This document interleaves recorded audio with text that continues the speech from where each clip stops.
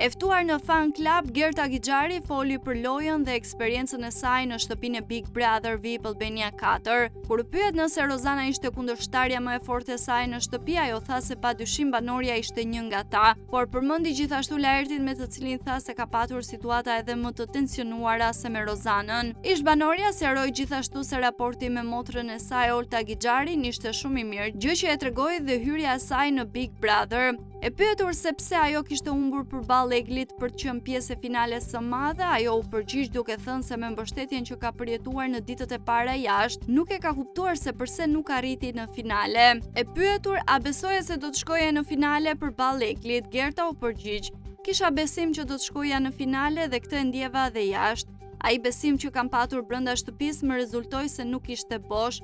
Nuk e di çfarë më bëri të humb përballë Eglit, por nuk e di se nga opinioni publik nuk kam kuptuar diçka negative që kam bërë në shtëpi. Njerëz jemi edhe gabojmë, por nuk e di pse Egli u zgjodh dhe jo unë", tha Gerta.